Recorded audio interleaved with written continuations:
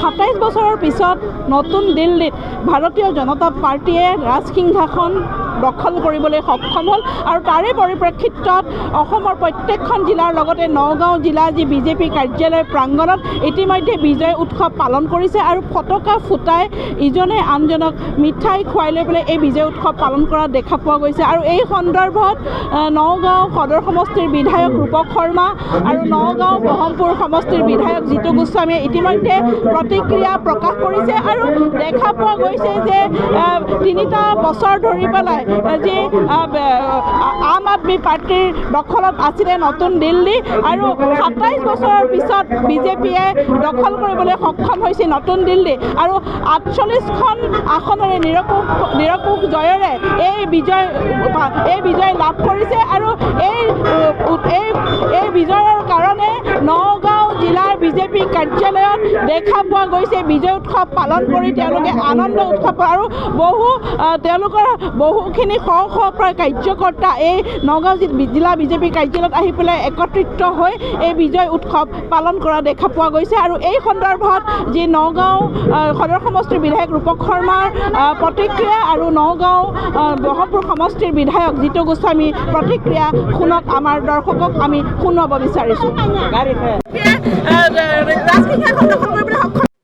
লাগিছে দিল্লী ভাৰতৰ ৰাজধানী আৰু ইয়াত যিধৰণে ভাৰতীয় জনতা পাৰ্টি সময় শাসনত নাছিল আৰু আজি 7 বছৰ পিছত যিধৰণে 70ৰ ভিতৰত 48খন আসন পাই আজি শাসনত আহিলে আমি অতিকৈ আনন্দিত হৈছোঁ।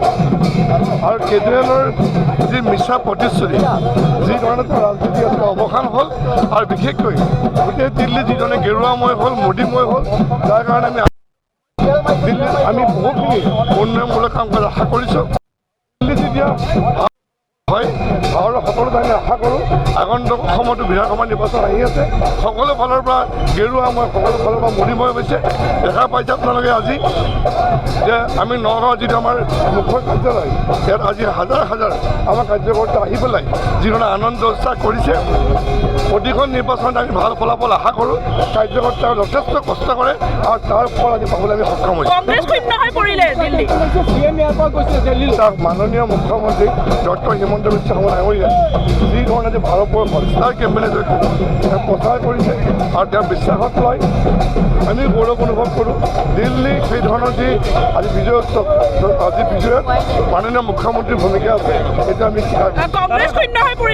কংগ্ৰেছৰ হেট্ৰিক হ'ল শূন্য হোৱালৈকে কংগ্ৰেছৰ যিধৰণে আজি দেখা পাইছে আপোনালোকে যে কেৱল ভাৰতীয় জনতা পাৰ্টীৰ আপোনাৰ মাজত হৈছে প্ৰতিদ্বন্দ্বিতা কংগ্ৰেছৰ কোনো প্ৰতিযোগিতা নাই।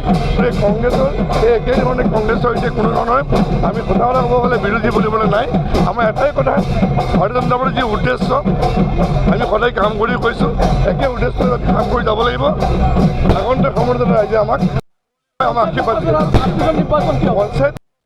পঞ্চায়ত নিৰ্বাচন তাৰপিছত বিধানসভাই হওক কেৱল বিজেপি আমাক আদৰি লৈ আৰু আমি এটাই কথা সদায় ৰাইজৰ মাজত থাকোঁ ৰাইজৰ হৈ পেলাই কাম কৰোঁ প্ৰতিজন কাৰ্যকৰ্তাই আমাক কষ্ট কৰে শিকিছে আমি আনন্দ কাইলৈৰ পৰা আকৌ আমাৰ সংগঠন আমি সংগঠনত ৰাইজৰ কামে হওক কেতিয়া আমি স্পষ্ট নহয় সদায় আৰু সেইকাৰণে নিৰ্বাচনলৈ ৰাইজে আমাক আদৰি দেখা গৈছে মুছলিম সময় আছিলে সংখ্যালঘু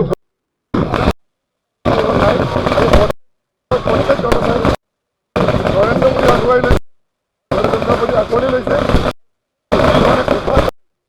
নিৰ্বাচন প্ৰতিশ্ৰুতি দিয়ে সেইমতে কাম কৰে এই দলটো। দাদা ভূপেন বৰাই কৈছে যে পঞ্চায়ত নিৰ্বাচনৰ উন্নয়ন বিশ্ববাসীয়ে দেখা নাপাব। সেইকাৰণে মই ভাবোঁ দিল্লীৰ বিজয়টো কিন্তু ভাৰতবাসীৰ বিজয়। দিল্লী বিজয়টোত কাৰণ আমাৰ ডাবুল ইঞ্জিনৰ চৰকাৰ আছে দিল্লীত এতিয়া আমাৰ চৰকাৰ আছে কেন্দ্ৰত আমাৰ চৰকাৰ আছে দিল্লীত আমাৰ চৰকাৰ হ'লে দুইখন চৰকাৰ মিলিলে যমুনাও চাফা হ'ব যমুনাৰ পাৰতো প্ৰজেক্ট হ'ব দিল্লীবাসী নলা নৰ্দমাৰ পৰা মুক্ত পাব দিল্লীৰ মানুহে পানী ভাল বিশুদ্ধ পানী খাবলৈ পাব, দিল্লীৰ মানুহে পলিউশ্যন ফ্ৰীকৈ থাকিব পাৰিব। এই চিন্তা চৰ্চাবিলাক অকল ভাৰতীয় জনতা পাৰ্টীৰ নেতৃত্বত যি নতুন চৰকাৰখন হয়, এই চৰকাৰখনৰ পৰা ৰাইজে আশা কৰিছে।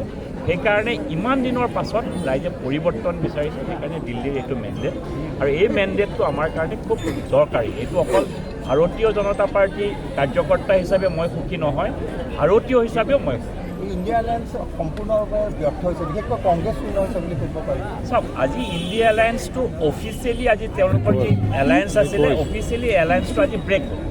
আজি অফিচিয়েলি, ইমান দিনে আনঅফিচিয়েলি হৈ আছিলে। তেওঁলোকে কয় আমাক অমুকত চিট বিচাৰিছিলোঁ, তমুকত পাঞ্জাৱত নিদিলে, হাৰিয়ানাত নিদিলে, তেওঁলোকৰ মাজত এই নেগচিয়েশ্যনবিলাক হৈ আছিলে। কিন্তু আজি এটা কথা এষ্টাব্লিছমেণ্ট হৈ গ'ল যে ইণ্ডিয়া এলায়েন্সটো অফিচিয়েলি আজি ব্ৰেক হ'ল। ৰাজ্যিক প্ৰেক্ষাপটত কি ভাবিব এই গোটেই নিৰ্বাচনত ফলাফল? চব ৰাজ্যিক প্ৰেক্ষাপটত অসমত কি সুন্দৰ কাম হৈ আছে। অসমীয়া মানুহ য'ত দিল্লীত বসবাস কৰে, তেওঁলোকে আমাক কৈছে যে অসম বৰ ধুনীয়া হৈ গ'ল, আমি অসমলৈ গৈছোঁ, চেঞ্জ হৈ গৈছে। দিল্লীৰ মানুহে কৈছে আমি ইমান দিন আমি বিজেপিৰ ইয়াত ভোট দিয়া নাছিলোঁ, যোৱাবাৰ কেজৰিৱালক ভোট দিছিলোঁ, কিন্তু এইবাৰ আমাৰ ইয়াত হিমন্ত বিশ্ব শৰ্মা ডাঙৰীয়াই ইমান ভাল কাম কৰিছে, আমি কিন্তু দিল্লীত অসমীয়া মানুহে আমি চবেই বিজেপিক ভোট দিম। সেইটোৱেই চেঞ্জ, সেইটোৱে পৰিৱৰ্তন।